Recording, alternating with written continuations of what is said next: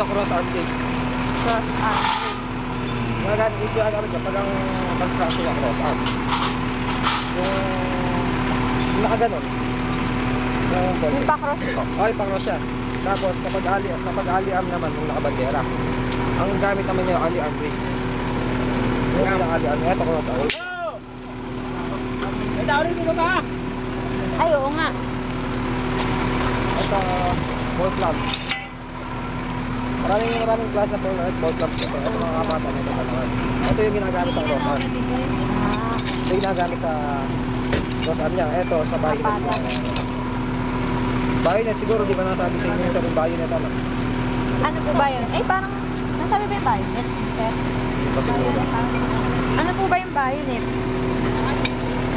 Yung ball club. Ballpen and... Ay, mapasend na lang sa posto na lang. Halimbawa ito yung poster. Ayun nga. Halimbawa ito yung poster. Ito yung cross arm.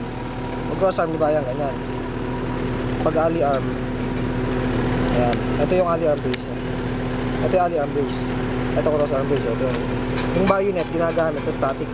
Dito, ang ginagamit din ito. Nilalagay din ito. Kaya ito patayo. Itatayo yan dito. Ay! Nice!